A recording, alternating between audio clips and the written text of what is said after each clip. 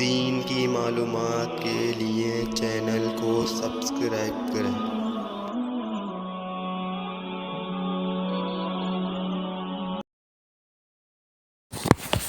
السلام علیکم ورحمۃ اللہ وبرکاتہ۔ ہماری یوٹیوب چینل دین کی معلومات پر آپ کا استقبال ہے۔ آپ اگر ہمارے چینل پر نئے ہیں یا ابھی تک آپ نے ہمارا چینل سبسکرائب نہیں کیا ہے تو ضرور کر لیں اور ویڈیو کو لائک اور شیئر کرنا نہ بھولیں۔ ہم آپ کے سامنے پیش کر رہے ہیں الفقہ المیسر ثانی کا اردو ترجمہ۔ بسم اللہ الرحمن الرحیم۔ باب البیع مکروہ، اس خرید و فروخت کا بیان جس کا کرنا مکروہ ہے۔ مکروہ کا مطلب ناپسندیدہ ہے۔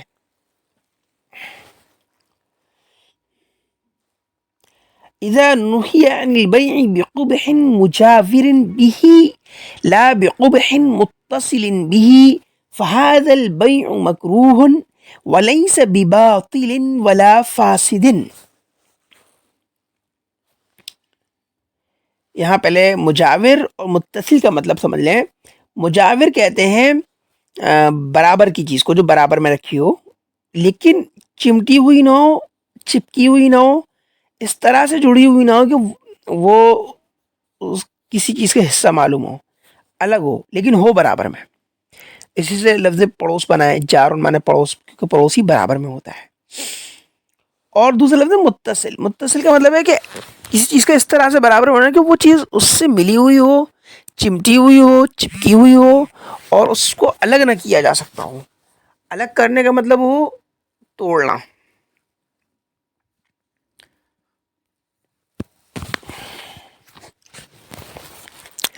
تو اور لفظ قبح جو ہے، قبح کا مطلب برائی ہے، تو قبح مجاور کا ترجمہ ہم کر سکتے ہیں اندرونی برائی، یعنی جو مطلب ایک دم چپکی ہوئی، چمٹکی ہوئی، جو الگ نہیں ہو سکتی ہو۔ اور متصل کر سکتے ہیں باہری خرابی، یعنی کہ جو ہے تو برابر میں لیکن الگ ہے۔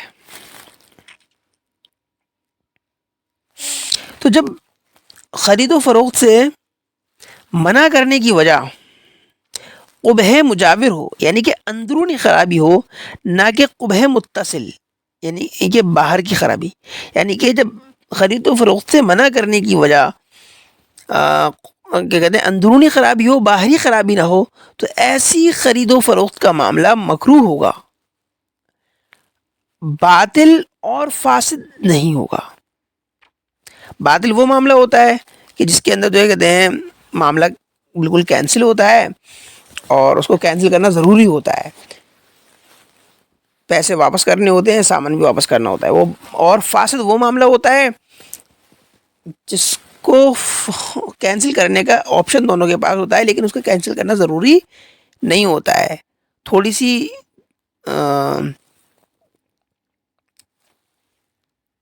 رد و بدل کے ذریعے وہ معاملہ درست ہو جاتا ہے،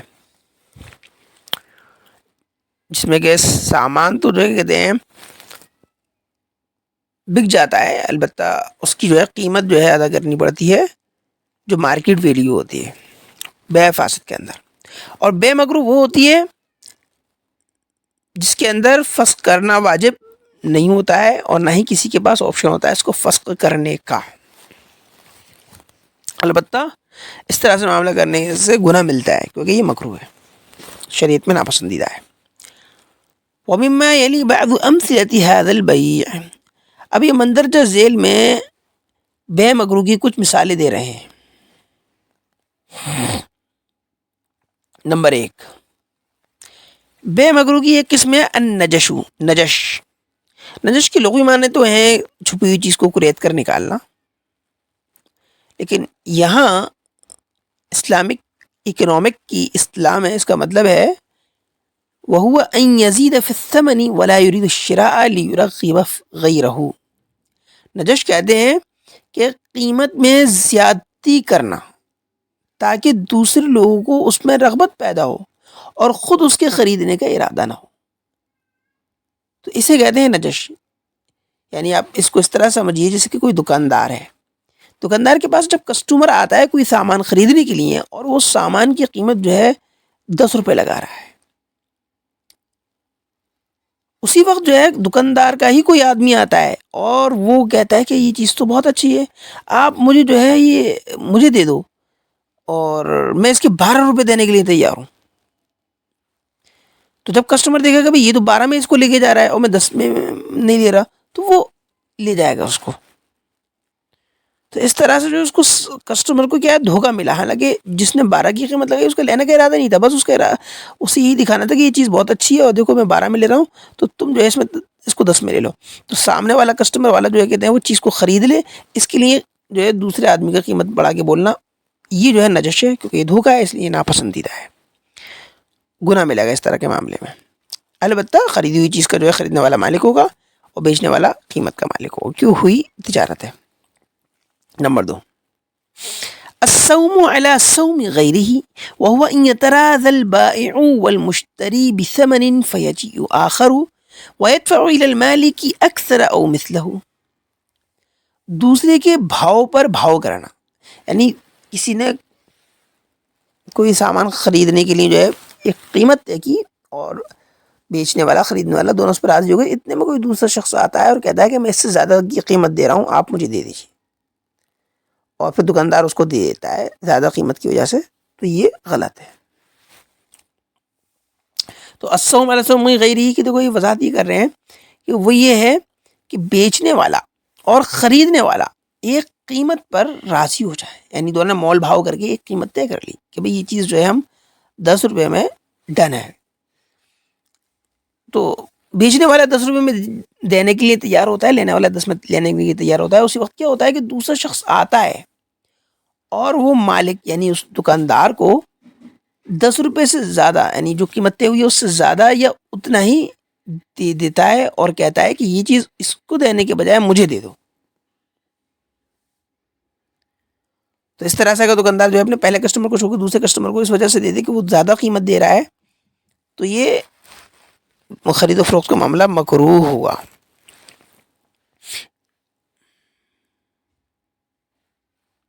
نمبر 3، تلقی الجلبی، تلقی جلب یہ بھی بے مکروہ ہے۔ تلقی جلب کیا ہوتا ہے؟ جلب کے معنی ہوتے ہیں کھینچنا، کسی چیز کو ایک جگہ سے دوسری جگہ لے کر آنا، اور تلقی کا مطلب ہوتا ہے پانا، وصول کرنا، حاصل کرنا۔ تو یہ ایک اصطلاح بن چکی ہے تلقی جلب، اور اس کا مطلب یہ ہے کہ باہر کے لوگ شہر میں اگر سامان بیچنے آ رہے ہیں تو بڑے بڑے تاجر جائیں ان کے پاس اور ان کو شہر میں داخل ہونے سے پہلے ان کا سارا سامان خرید لیں اور پھر شہر والوں کو مہنگا کر کے بیچیں، حالانکہ وہ خود بیچتے تو سستا بیچتے، تو اس کو تلقی جلب کہتے ہیں۔ دیکھو اس کی آگے وضاحت آ رہی ہے۔ تلقی جلب جو ہے جلب الشیء، جلب الشیء کا ابھی کیا مطلب ہے وہ بتا رہے ہیں، ای جاء به من بلد الى بلد۔ جلب الشیء کا مطلب ہے کہ ایک شہر سے دوسرے شہر کی طرف کسی چیز کو لے کر آنا، ایک شہر سے دوسری جگہ سامان ٹرانسپورٹ ہوتا ہے اسے جلب کہتے ہیں، اور یہاں جلب جو ہے وہ مجلوب کے معنی میں، یعنی وہ سامان جس کو جو ہے ایک شہر سے دوسرے شہر لایا جائے۔ ولا تلقی الجلبی صورتانی، اور تلقی جلب کی 2 صورتیں ہوتی ہیں۔ الاولا، پہلی صورت یہ ہے ان يخبر تاجر بمجيء قافلة بطعام فتلقاهم واشترى جميع الطعام ليبيعه من اهل البلدة بزيادة۔ تلقی جلب یہ ہے کہ پہلی صورت یہ ہے کہ کسی تاجر کو خبر ملے اس بات کی کہ ایک قافلہ غلہ لے کر آ رہا ہے، تو وہ ان سے ملے اور سارا غلہ خرید لے، اور اس لیے خریدے تاکہ وہ شہر والوں کو بیچے قیمت بڑھا کر۔ قیمت بڑھا کر تو خیر انسان بیچتا ہی ہے تاجر، لیکن یہاں قیمت بڑھانے سے مراد یہ کہ بہت زیادہ مہنگا کر کے، حالانکہ وہ قافلہ اگر آگے شہر میں بیچتا تو وہ سستی بیچتا، مان لو وہ 10 روپے کے حساب سے کوئی چیز بیچتا، لیکن یہ گئے اور اس سے جا کے سارا سامان خرید لیا، اور شہر میں اس چیز کی ضرورت ہے اور لوگ اور کسی کے پاس وہ چیز مل نہیں رہی ہے، سارے سامان انہوں نے خرید لیا، اب وہ 10 کے بجائے بیچ رہے ہیں اس چیز کو 15 میں یا 20 روپے میں یا 25 میں، زیادہ سے زیادہ قیمت بڑھا کر، اور لوگ لینے پہ مجبور ہو رہے ہیں، تو یہ درست نہیں ہے۔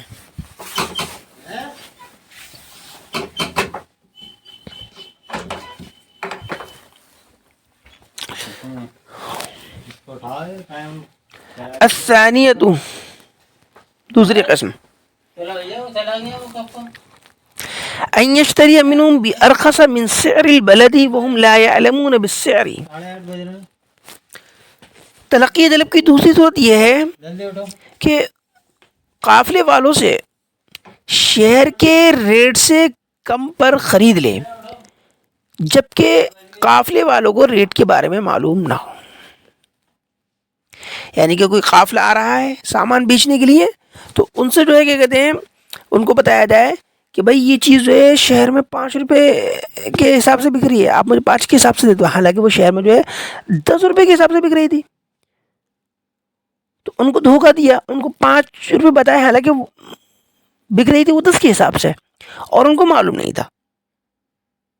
وہ سمجھے کہ شاید یہ سچ بول رہے ہیں اور وہ 5 روپے کے حساب سے بیچ کے چلے گئے, تو یہ دھوکہ ہوا, اس لیے بے مکروہ ہوگی. اچھا یہ ساری بے مکروہ کب ہوں گی؟ اس وقت ہوں گی فَإِذَا كَانَ ذَلِكَ يَضُرُّ بِأَهْلِ الْبَلْدَةِ وَهُمْ فِي ضِيقٍ وَحَاجَةٍ أَوْ لَبَّسَ السِّعْرَ عَلَى أَهْلِ الْقَافِلَةِ كَرِهَ ذَلِكَ وَإِلَّا فَلَا بَأْسَ بِذَلِكَ. یہ ساری بے, یہ دونوں صورتوں میں جو بے ہے یہ مکروہ اس وقت ہوگی جبکہ اس طرح سے کرنے سے شہر والوں کو نقصان ہوتا ہو اور وہ تنگی میں پڑ جاتے ہوں اور وہ ضرورت مند ہوں, یا یہ کہ قافلے والوں پر قیمت مشتبہ ہو جاتی ہو, یعنی ان کو دھوکہ دیا جاتا ہو, تو یہ چیز مکروہ ہوگی. اگر شہر والوں کو ضرورت نہ ہو, وہ تنگی میں اور نہ پڑتے ہوں, تو پھر اگر اس طرح سے خریدا جائے اور اس کو جو ہے کہتے ہیں مہنگا کر کے بیچا جائے تو بے مکروہ نہیں ہوگی. یا اسی طریقے سے قافلے والوں سے اگر سامان خریدا جائے سستے میں جبکہ ان کے اوپر قیمت مشتبہ نہ ہو, یعنی ان کو قیمت معلوم ہو کہ شہر میں 10 روپے بک رہا ہے, انہیں معلوم ہو, پھر بھی وہ جو کیا کہتے ہیں 5 روپے میں بیچنے پہ راضی ہو اور قیمت ان پہ مشتبہ نہ ہو, تو پھر یہ ناجائز نہیں ہوگی, مکروہ نہیں ہوگی. نمبر 4 بیع الحاضر للبادی, شہری کا دیہاتی کے لیے بیچنا. وهو أن يبيع من أهل البادية طمعا في الثمن الغالي فأهل البلدة يتضررون بذلك فإذا لم يتضرروا به فلا بأس بذلك. تو بیع الحاضر للبادی یہ ہے کہ شہر کا آدمی گاؤں والوں کے سامان کو بیچے مہنگی قیمت کی امید پر. یعنی کہ کوئی دیہاتی سامان بیچنے آیا تو وہاں کوئی شہری آ جائے اور کہے کہ بھائی تم مت بیچو, میں بیچوں گا, اور اس کو جو مہنگا کر کے بیچے, اور جتنا وہ مہنگا کرے وہ پیسے وہ اوپر سے خود رکھ لے اور باقی پیسے اس کو دے دے. تو یہ جو ہے اس وقت درست نہیں ہوگا جبکہ شہر والوں کو اس طرح سے کرنے کی وجہ سے نقصان ہو رہا ہو. اگر ان کو نقصان نہ ہو رہا ہو تو پھر اس میں کوئی حرج نہیں ہے. نقصان کا مطلب یہ ہے کہ کوئی چیز ایسی ہو جو لوگوں کی بہت ضرورت کی ہے اور جیسے کھانے پینے کی چیز ہے کہ اگر وہ نہیں خریدیں گے تو وہ بھوکے مر جائیں گے اور ان کے پاس پیسہ بھی نہیں ہے اور وہ مجبور ان کو جو ہے اتنا مہنگا خریدنا پڑ رہا ہے. نمبر 5 البیع عند اذان الجمعہ, جمعے کی اذان کے وقت خرید و فروخت کرنا. جمعے کی اذان کے وقت خرید و فروخت کرنا یہ بھی مکروہ ہے. حکم البیع مکروہ, مکروہ خرید و فروخت کا حکم. وحكمه أنه لا يفسد به البيع بل يكره كراهة تحريم ولا يجب فسخه ويملك المشتري المبيع قبل القبض ويجب فيه الثمن للقيمة. اور بے مکروہ کا حکم یہ ہے کہ بے مکروہ جو ہے فاسد نہیں ہوتی ہے بلکہ مکروہ تحریمی ہوتی ہے, اور بے مکروہ کا فسخ کرنا یعنی کہ ڈیل کا کینسل کرنا, جو ڈیل مکروہ ہے جو بے مکروہ ہے اس کا کینسل کرنا واجب نہیں ہوتا ہے. اور خریدار جو ہے وہ پروڈکٹ کا مالک ہو جاتا ہے, اس کی اونرشپ اس پر آ جاتی ہے قبضے سے پہلے ہی. اور مکروہ بے میں سمن واجب ہوتی ہے. سمن یعنی کہ جو قیمت آپس میں طے ہوئی ہے وہی واجب ہوتی ہے, نہ کہ بازاری قیمت. آپسی مول بھاؤ سے جو قیمت طے ہوئی ہے وہی قیمت دینا واجب ہوتا ہے بے مکروہ کے اندر. جبکہ بے فاسد کے اندر معاملے کو صحیح کرنے کے لیے قیمت دینا ضروری ہوتا ہے، ثمن نہیں، اور بے باطل میں معاملے کو کینسل ہی کرنا ضروری ہوتا ہے۔